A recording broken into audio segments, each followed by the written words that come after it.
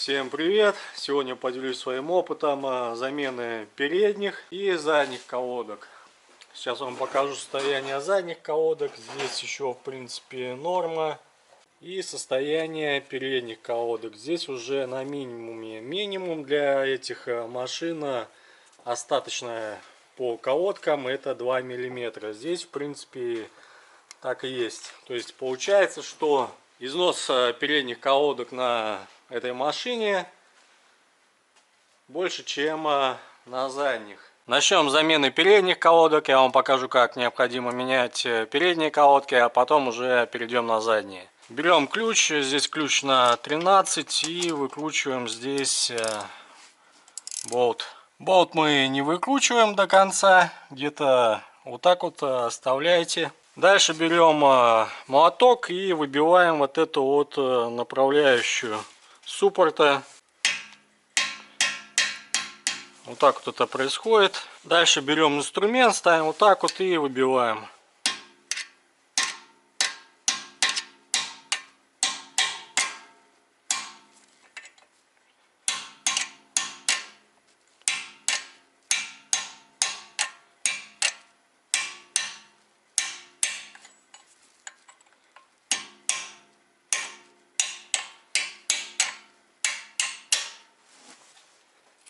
Теперь можно высунуть.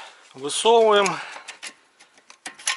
Так, смотрите, вот эта вот направляющая немного окислилась.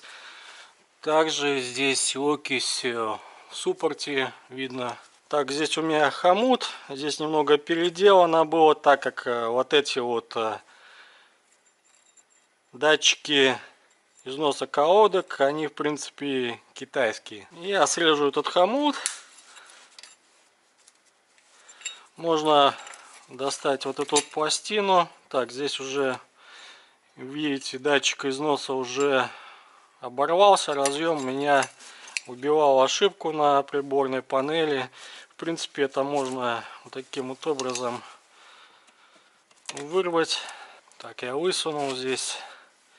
Так, теперь смотрите, здесь колодки, видите, они зафиксировались. Необходимо разжать колодки. Снимаем защиту со штуцера, одеваем трубку на штуцер, берем ключ на 11 и выкручиваем штуцер. После того, как мы штуцер чуть-чуть открутили, берем любую тару и раздвигаем колодки. Вот я выкрутил штуцер. Тут смотрите, жидкость немного пошла.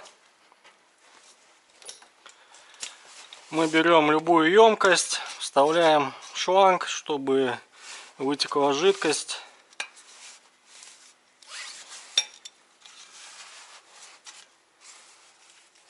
Берем специнструмент и раздвигаем колодки.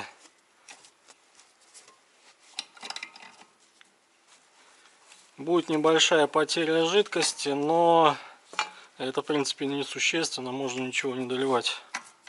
Вот вы видите, как раздвигаются колодки. Одна раздвинулась, и сейчас раздвинется полностью вторая.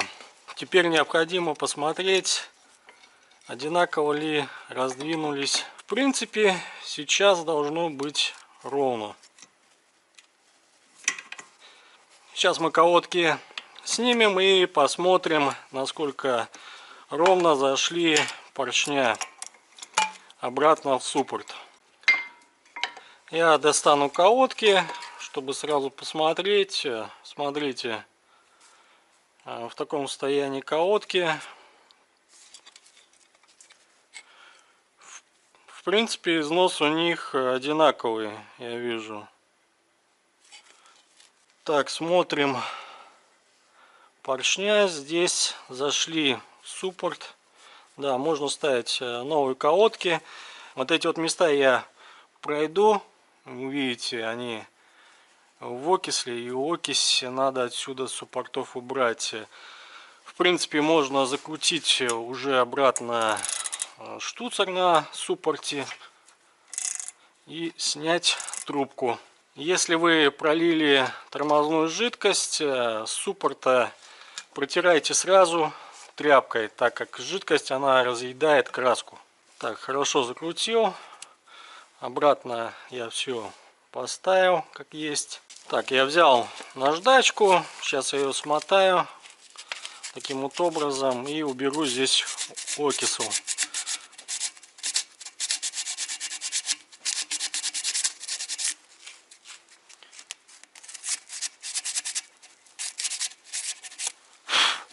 Вот вы видите, сколько много пыли. Вот так я подготовил к установке направляющей. Саму направляющую я тоже чищу.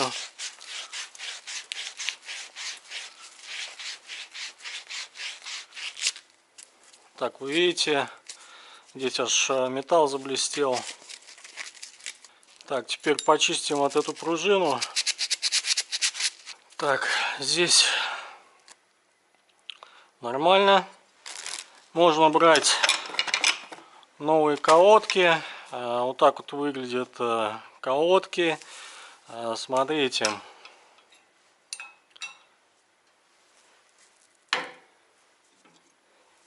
Это абсолютно одинаковые колодки, вам для сравнения показываю. Колодки ставились той же фирмы, то есть фирма аналогичная.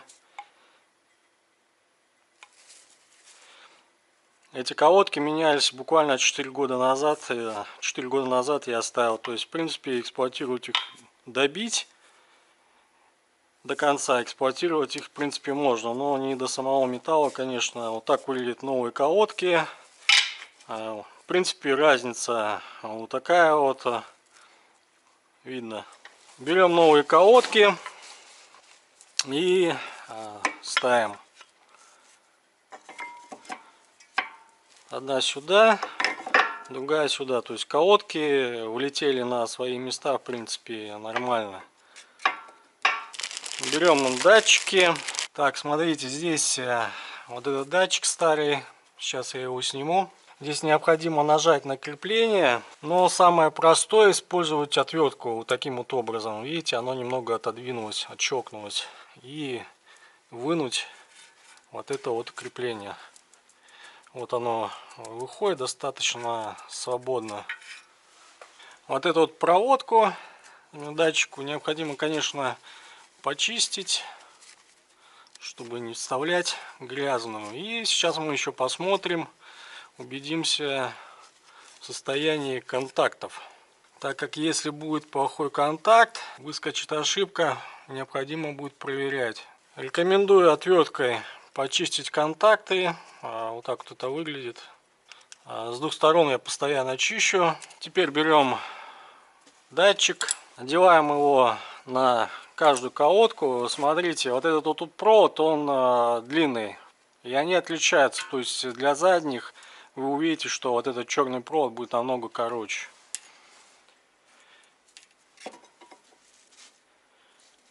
Вот этот выступ необходимо поставить, то есть получается вот таким вот образом мы крепим. То есть здесь буквально защелкивается, и все. Чтобы высунуть датчик, необходимо нажать вот на вот эти вот металлические крепления, и можно его легко высунуть. То есть смотрите, видно, какой износ должен быть у колодки, чтобы сработал датчик и перебился провод. Смотрите, еще один момент. Вы видите, что у меня здесь на диске бордюрки нету. То есть вам необходимо, если у кого-то есть бордюрка, вот здесь вот суппорт отрегулировать и немного его поправить, чтобы, видите, как вот у меня здесь колодка, то есть она вровень становится к диску. Сейчас я установлю вторую колодку, и вы посмотрите. То есть вот я нажимаю, то есть в принципе вот так вот получается, что вот это вот покрытие, оно идет, вот прикладываю и стирает диск вровень. Устанавливаю на место и сразу вам покажу. Вот здесь вот на старой колодке немного, вот здесь видите, выступ. То есть здесь колодка стачивала вот этот вот край диска. Такой немного выступ по диску, по контуру. Теперь берем пружину и вот таким вот образом вот сюда запихиваем провод. Так, провод я запихнул. Теперь следующее, нам необходимо поставить вот этот вот датчик. Все, вот мы поставили. В принципе, у нас получается, что колодки вот так вот стоят. Сюда сейчас мы запихнем провод вот этот. То есть, смотрите, здесь немного провод должен вот так вот выходить, потому что колодка будет сжиматься. Вот так это все выглядит. Теперь берем вот эту направляющую. Так, вот здесь я немного почищу от окиси. Вот эту направляющую я смазываю, чтобы она не окислялась. Бывают такие моменты, когда если направляющая очень сильно окислена, достаточно проблематично ее будет оттуда выбить. Лучше помажьте специальной смазкой, чтобы в принципе в будущем проблем не было, если вы собираетесь долго эксплуатировать эту машину. Вот таким вот образом я вставляю обратно ее. То есть от руки, вы видите, она достаточно легко зашла. Берем, смазываем болт, чтобы его потом было легко выкрутить, так как вот эти вот болты, по опыту скажу, бывает прикисает. И можно, в принципе, шляпку вот эту вот сломать, и получится, что вот эта вот резьба будет внутри вот этой направляющей, придется прорезать в этой направляющей новую резьбу. Так, ну так нормально. Теперь осталось соединить вот этот разъем. Здесь обходим вокруг тормозной трубки вот таким вот образом. Вот это вот крепление разъема ставим вот таким образом и одеваем разъем. Так, вот так я одел. Соскочило, проверил. Разъем сломался. Язычок обломался. Так, а здесь старый язычок еще рабочий. Так, придется поменять вот этот разъем и его разобрать на вот этот. Вариантов больше других я, к сожалению, не вижу. Так, теперь разъем собранный и можно его вставлять на место. Так, проверяем. Все, вот он разъем сел. Ну, бывает такое, что из-за какой-то мелочи, то есть вот это вот разъема, который здесь сломался, на вот этом новом датчике износа, вот такие вот проблемы. То есть теперь это работает, это держится.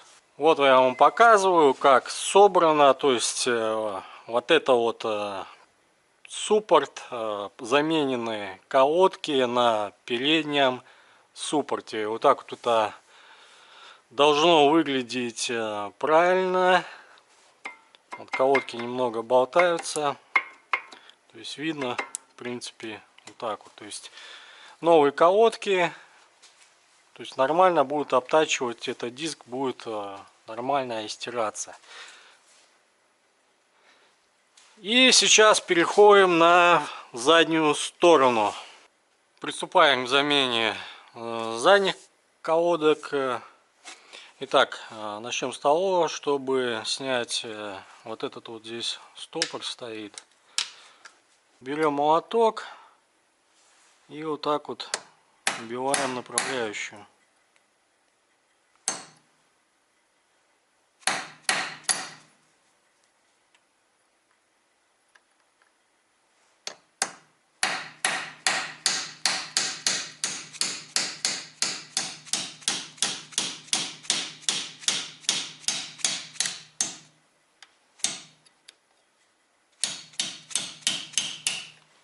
И как можно максимально дальше, потому что за 4 года все закисло.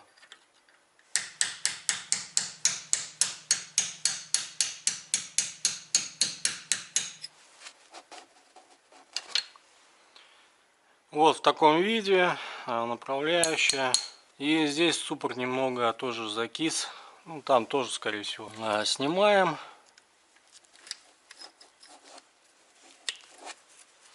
Так, разъем здесь у нас находится. Так, его необходимо снять. Колодки стоят мертво.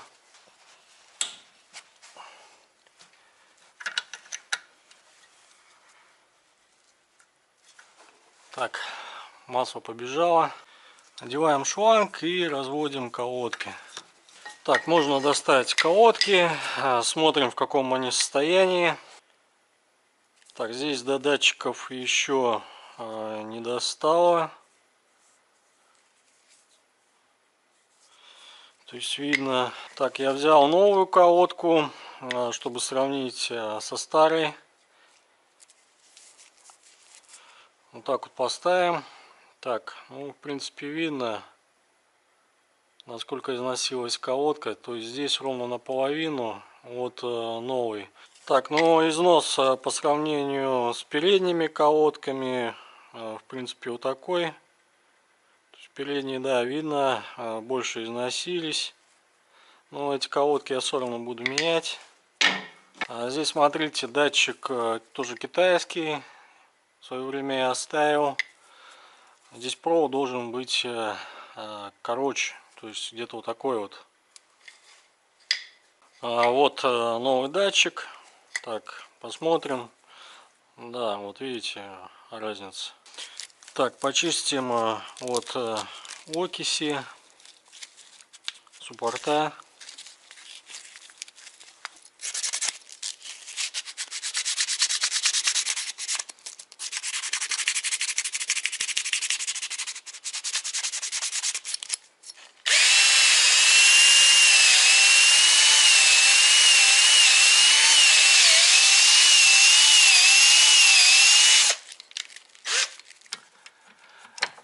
Это я делал для того, чтобы немного поправить суппорт, чтобы, видите, вот эта вот кромка, то есть не перебивала заблаговременно датчики износа.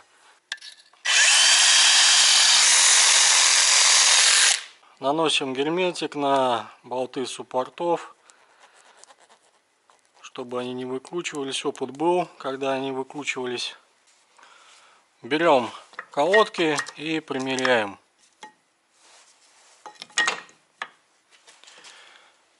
Во, отлично. Вот видите, колодка стала ровно по тормозному диску. То есть, в принципе, вот так вот можно крепить. Так, придерживайте вот так вот суппорт сверху и снизу. То есть снизу не сильно затягивайте, сверху я сейчас буду уже сильно затягивать, чтобы снизу еще как-то скорректировать его. Не забудьте все по новой протянуть. Все эти болты, чтобы они не открутились. Так, ну вот так вот получается, что колодка почти вровень прилегает. То есть раньше как-то вот так вот было. Я вам показываю, что вот видите разницу, что диск вот по этой кромке он обтачивался. Вот так вот. Вот я проложил колодку. Сейчас это будет вот так вот выглядеть. То есть вообще почти вровень. То есть не будет больше бордюрки. Также у меня сделано по передним тормозным дискам. Вот видите, здесь бордюрки нету. Здесь у меня суппорта уже выставлены. Вот видите, то есть тормозные колодки, вот видите, почти вровень к тормозному диску. Вот нижняя часть здесь вообще вровень. Вот с этой стороны видно, что вот почти вровень. Здесь где-то порядка, ну, миллиметр, может там. Здесь по факту также где-то миллиметр. Вот так вот я буду оставлять, чтобы диск обтачивался нормально и датчики износа не убивались раньше времени. Так, теперь необходимо нам поставить датчик износа. То есть видно по уровню.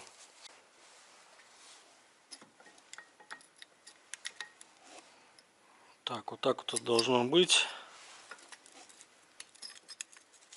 Так, ставим датчик на колодку.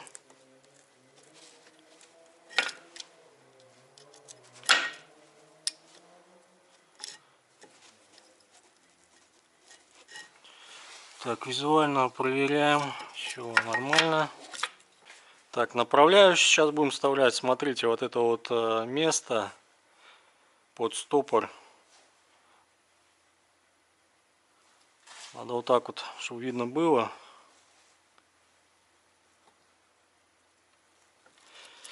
Вот так вот вставляем. То есть, видите, по смазке заходит достаточно хорошо. Теперь вот так молотком добиваем. То есть здесь сравнялось. Так, дырка и сам стопор вставляем. Вот так молотком добили. Так, стоит нормально. Осталось поставить датчик износа.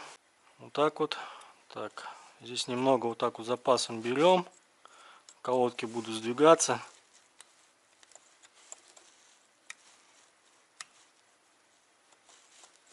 Вот так вот.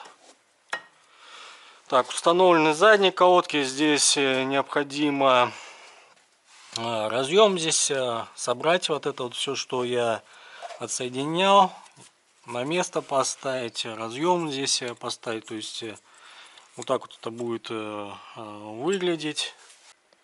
Вы увидели, как необходимо менять правильно передние тормозные диски, то есть как у меня выставлены передние суппорта, чтобы не было бордюрки. Также я вам показал, как необходимо выставлять задние суппорта, чтобы не было вот этой вот бордюрки на тормозных дисках. Здесь у меня наглядно показано, что бордюрки нету и тормозные суппорта выставлены. Вы посмотрели, как необходимо менять колодки. Также разница в креплениях датчиков износа, какие бывают варианты. Также как необходимо устранять поломанные вот эти вот крепления. Снятие заднего суппорта, также выставление, чтобы не было здесь бордюрки, замена колодок. Если вам это видео было полезно, ставьте палец вверх, подписывайтесь на канал. Всем пока!